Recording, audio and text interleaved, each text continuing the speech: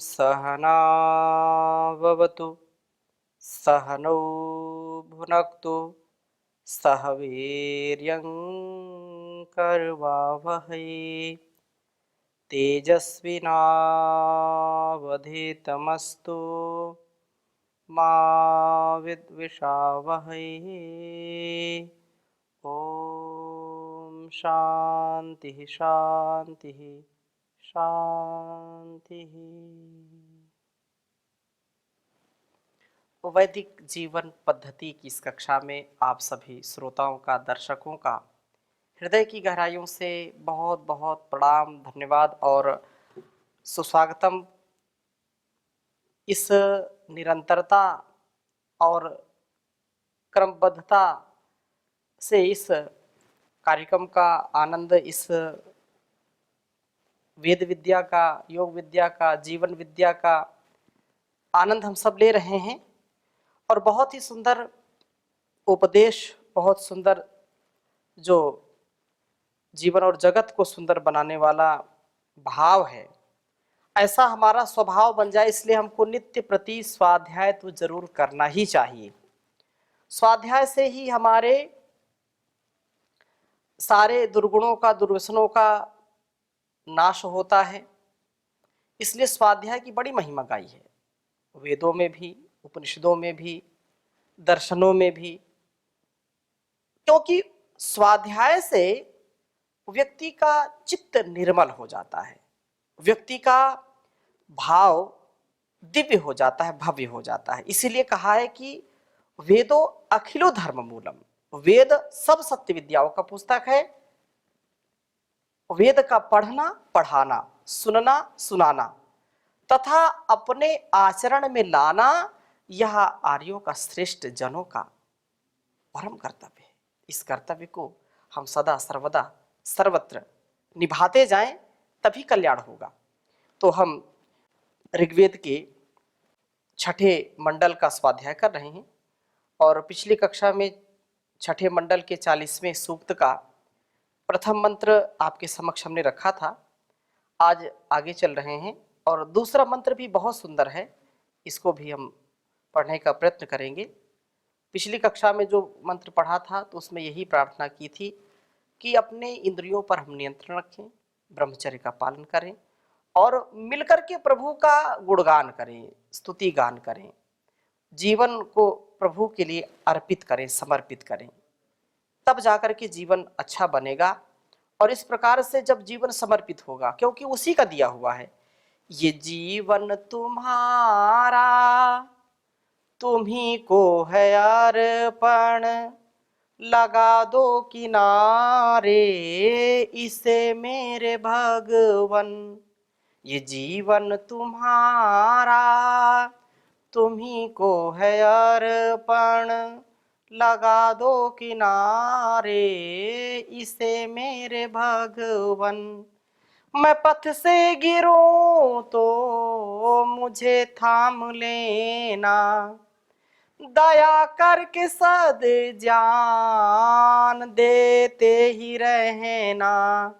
जो सच्चा है रास्ता उसे तुम दिखा दो, लगा दो किनारे इसे मेरे भगवन।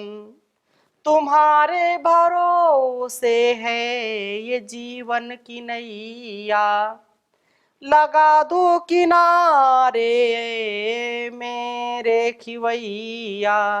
कहीं डूब जाए ना इसे तुम बचा लो, लगा दो किनारे इसे मेरे भगवन। तुम्हारे भरोसे है ये जीवन की नैया, लगा दो किनारे मेरे खिवैया। कहीं डूब जाए ना इसे तुम बचा लो, लगा दो किनारे इसे मेरे भगवन।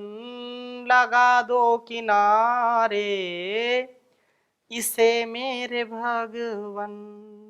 तो हम प्रभु की जो स्तुति, प्रार्थना, उपासना है।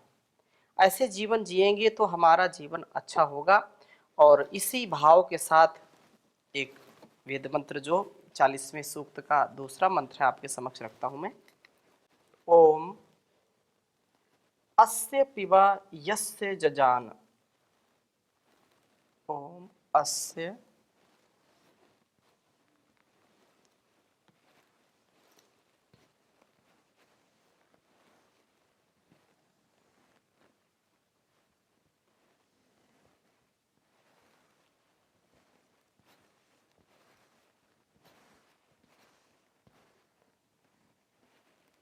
अस्य पिबा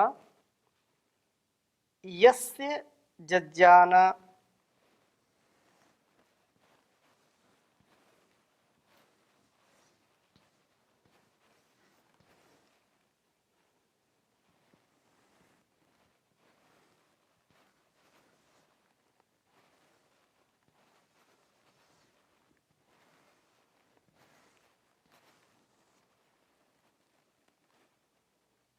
इंद्रमदाय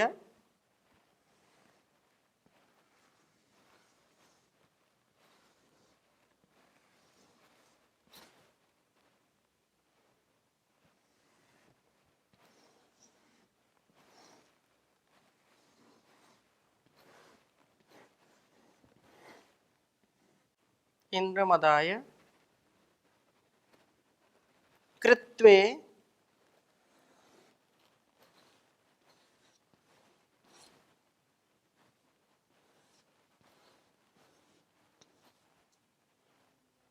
कृत्वे अपिबो विरप्सिन।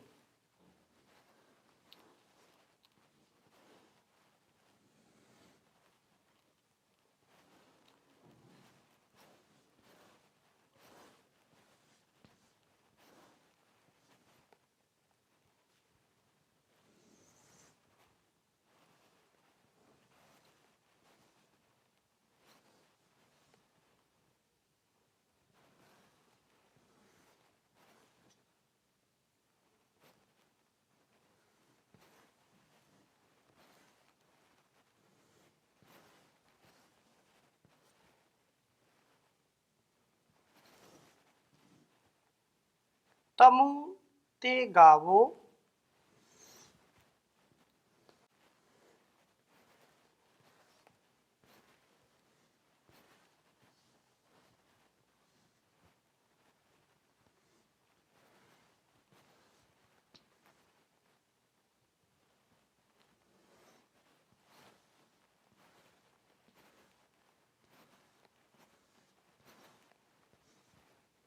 तमु ते गावो नर आपो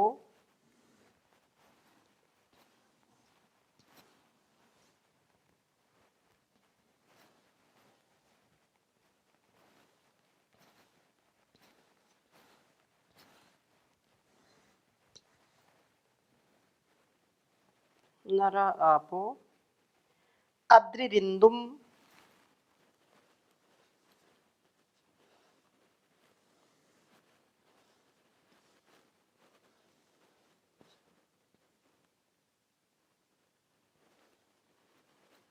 अद्रिरिंदुम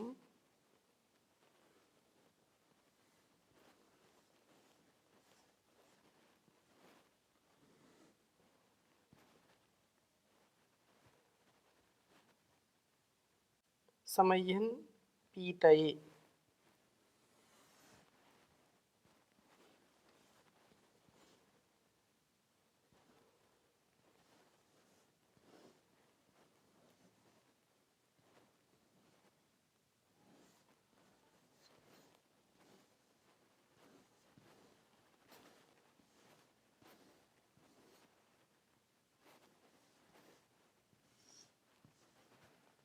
समय्यन् पीतये समस्मयी।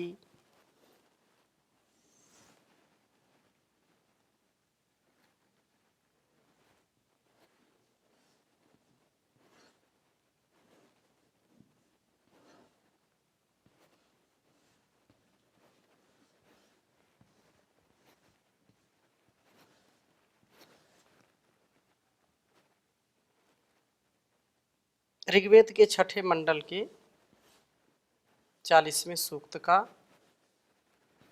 दूसरा मंत्र है।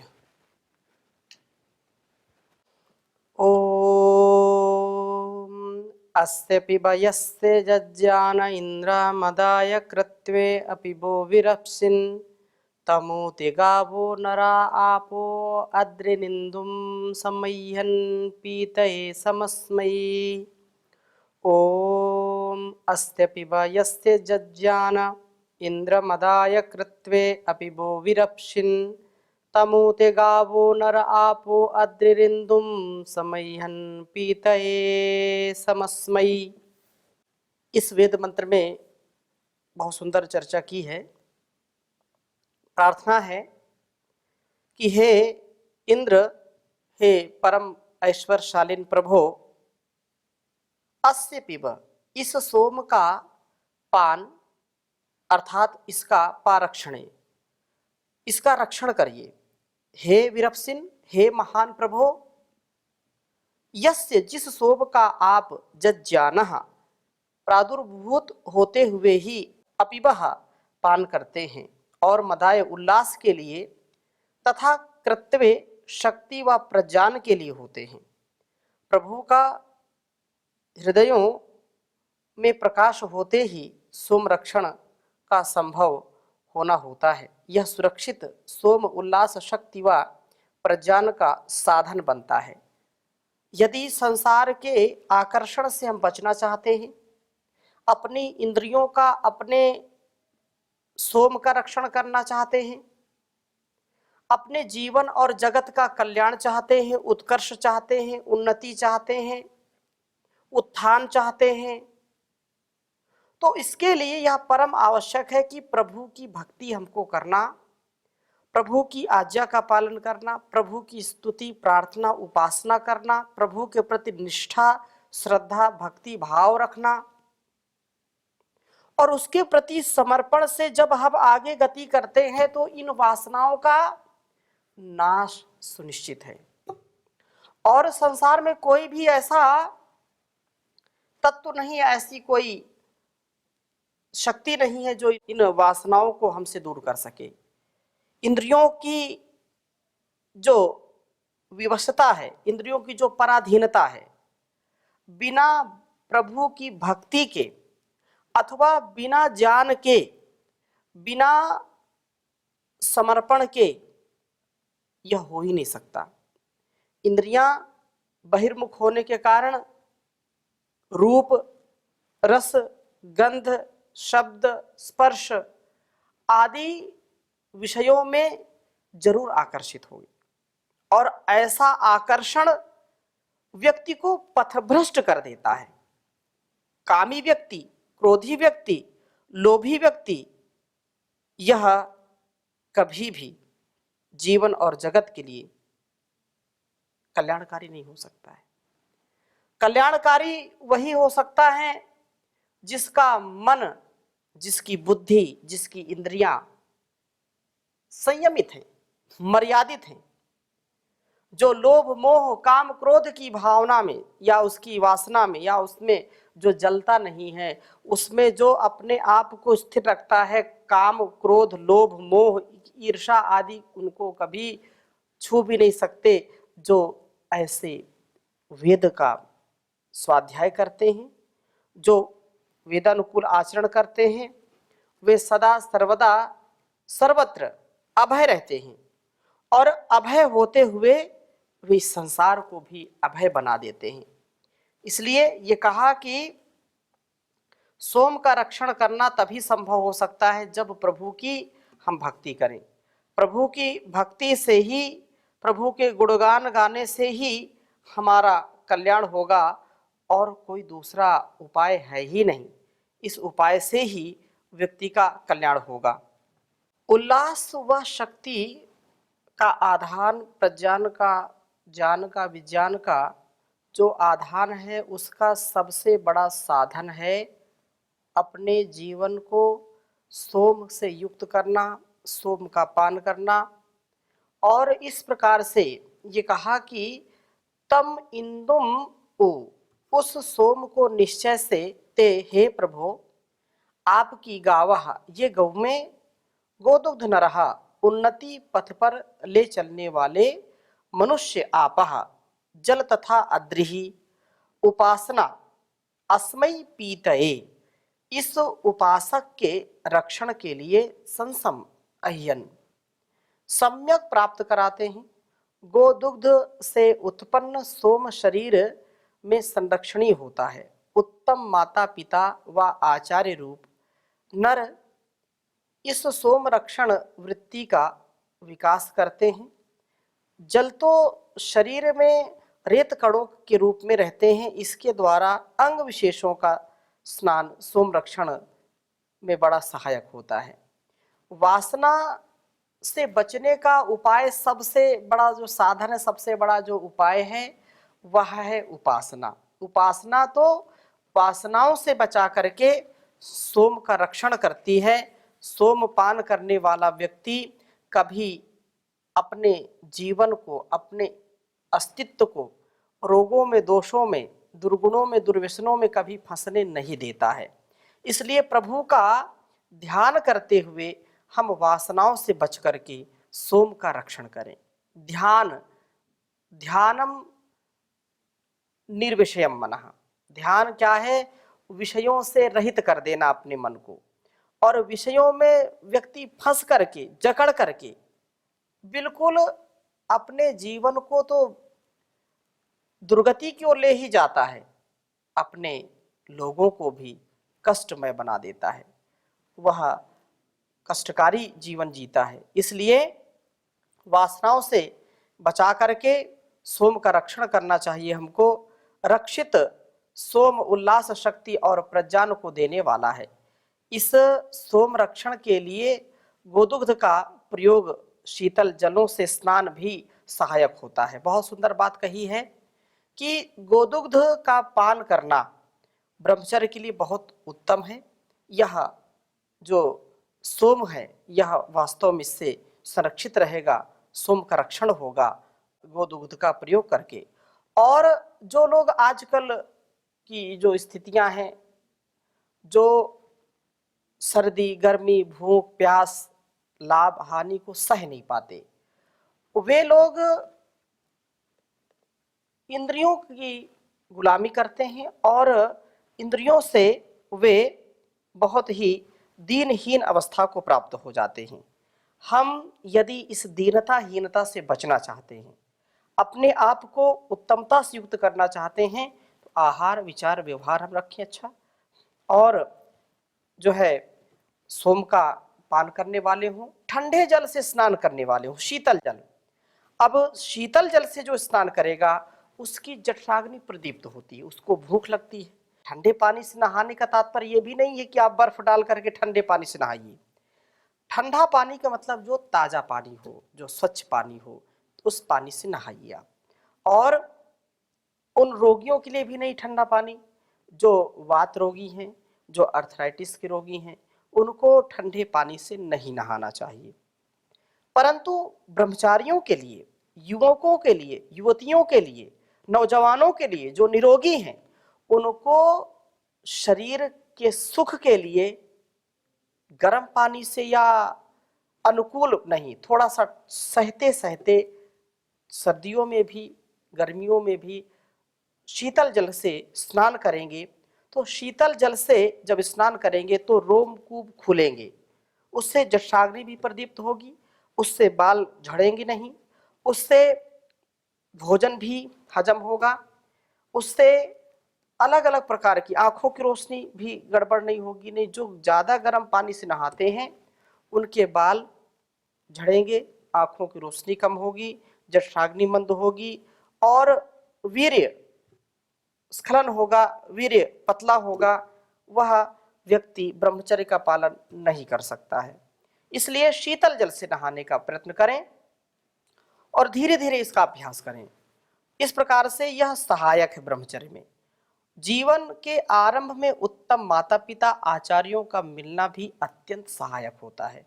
जिनके माता पिता ब्रह्मचर्य से युक्त होते हैं, जो आचार्य श्रेष्ठ होते हैं, ब्रह्मज्ञ होते हैं, जो ब्रह्मवेत्ता होते हैं, संयमी होते हैं, उनकी संतानें, उनके शिष्य भी उत्तम होते हैं। वे जो है ऊर्ध्वरेता होते हैं। वे मूलाधार से सहस्त्रार तक की सुसुप्त शक्तियों का जागरण करके अपने जीवन और जगत की भलाई के लिए सदा उद्यत रहते हैं।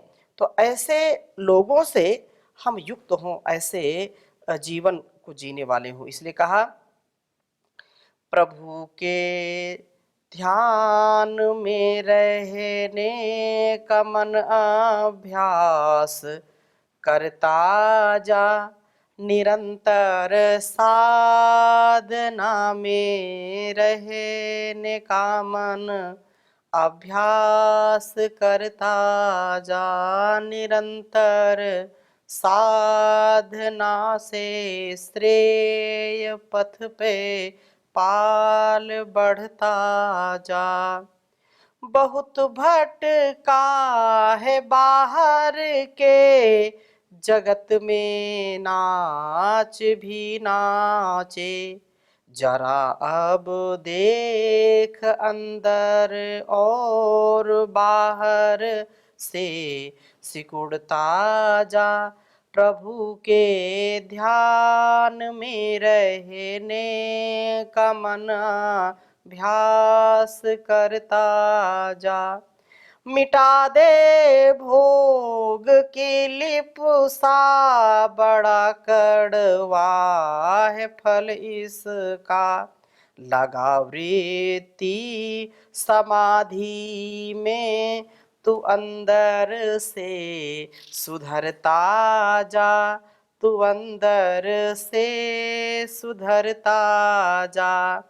दबा देता है मन बुद्धि को कुत्सित पाप का बोझा। बनाना है अगर परलोक, तो पापों से डरता जा। प्रभु के ध्यान में रहने का मन अभ्यास करता जा, रे मन अभ्यास करता जा। ओम शांति शांति शांति।